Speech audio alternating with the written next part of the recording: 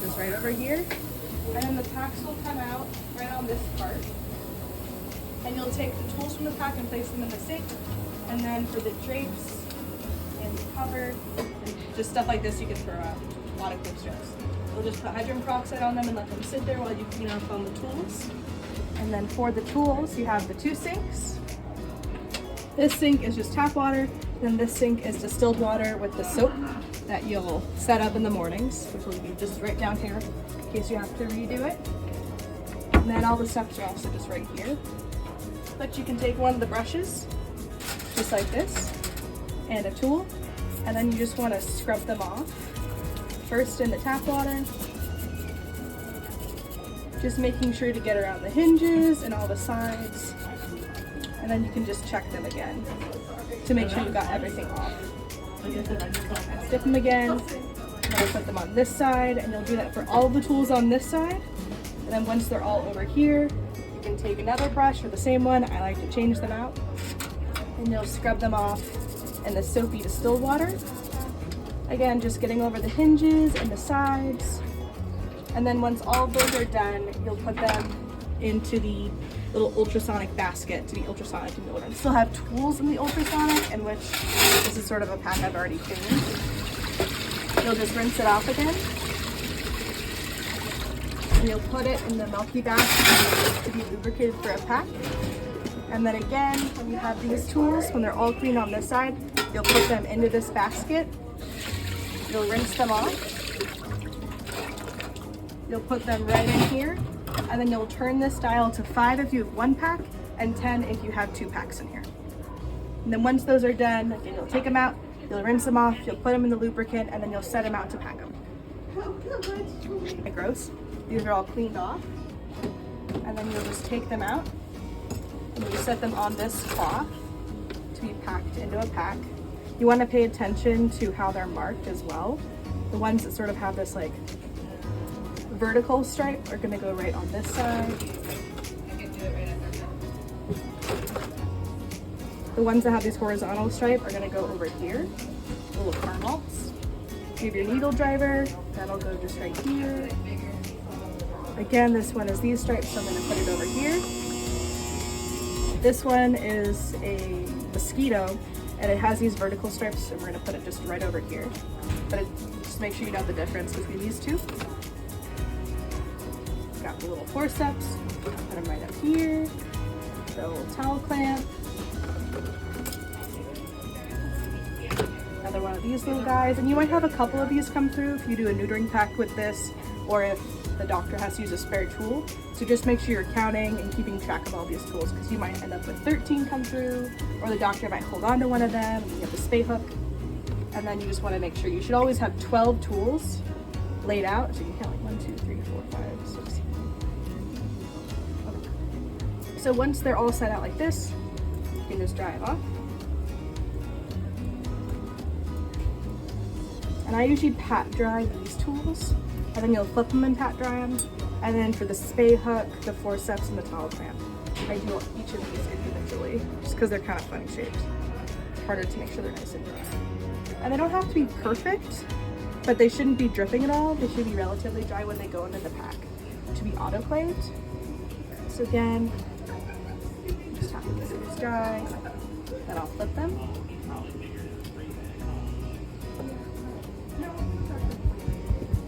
Here, just want to fold these wings right underneath,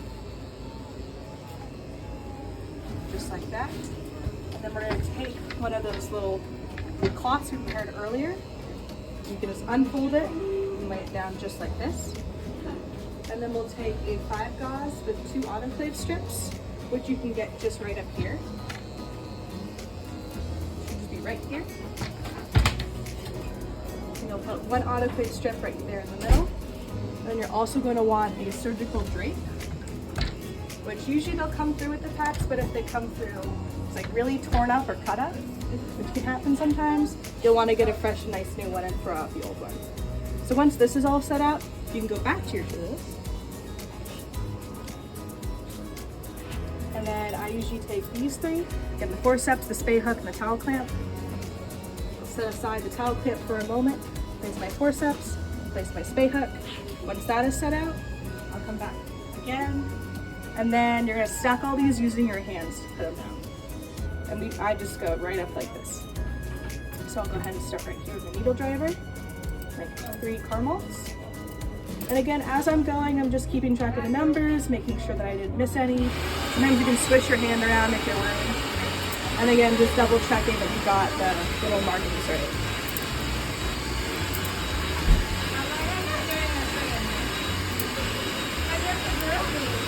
And then for the scissors, you're gonna wanna make sure that all of these points are gonna be facing up when you put it in, because the doctor's gonna reach down like this. You want your scissors to face down.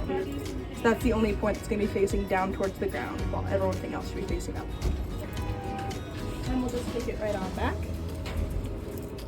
And you just wanna place that little stack just like this. And it's okay if it falls apart a little bit. You wanna keep it relatively still all set up. You're gonna flip that over, flip over the other end, and just fold it. You want it to be tight, but not too tight, just because sometimes like this spay hook can pierce through the cloth and then you have to restart. Yes. And then I just tuck in my little guy right there. You'll take the 5 gauze, you'll put it right there. My surgical drape that's already been folded. And then that second autoclave strip, put on top. I usually shift it down. You can kind of fiddle around with it a little bit. You'll take this end and you'll fold it over. And you want to pull it nice and tight. You want these to be really nice and tight. And then you're going to go ahead and pull over this wing. Again, you can smooth it out. Pull over this wing. Again, just keeping tension to make sure that it's nice and tight. You don't really want to put loose packs in. And then again, just keeping that tension. And again, I usually fiddle with it while I do this, just making sure that I'm doing it right. And you'll roll it over. And you can go ahead and just take a strip of tape. And they're gonna go ahead and tape that shut. Try to get the middle of the tape right on where that flap is. That way it's like the strongest hold. And that's just regular tape you can get from right here.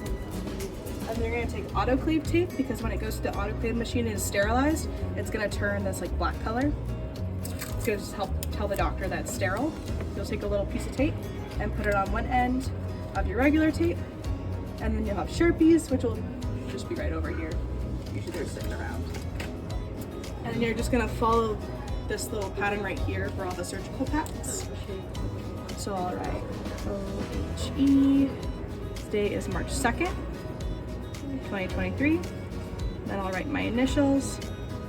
And once you have that, you can either set it aside or we can take it and go put it into the autoclave, which is just right through these doors where all the cats are. And these are the 2 autoclave machines.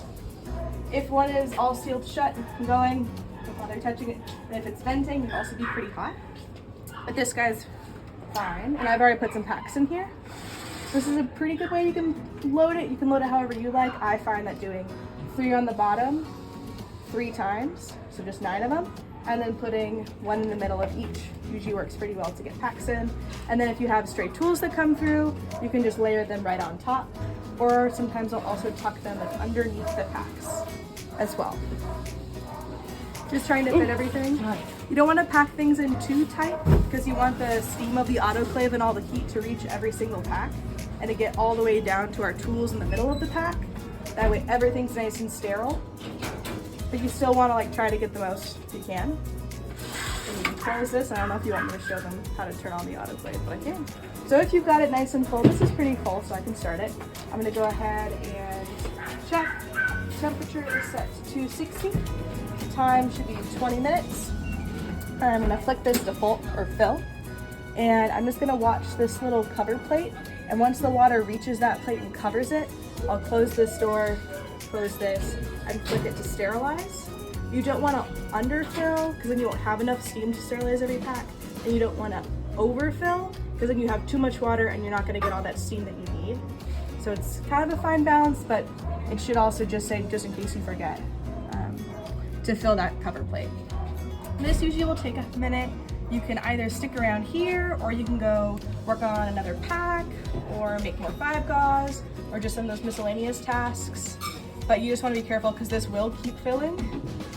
So you could flood the floor. So I usually will run and do like one thing if I have to, or I'll just stay here. Because I mean, the cats are also right here, so it's not too bad. But yeah, so you'll just wait for that little plate to cover. And then when they come out, you'll hear that loud beep and you'll flick it to bed. You can just pull this lever back down, and then it'll be really hot, so you'll have to leave it for a while. Like this one is right then. But once it's ready to be unloaded and there's no animals in the clinic, you can take everything out and put them where they're supposed to go. But as you can see, it's filling up right here. It's covering that plate. Once it does, we can seal it up and start it.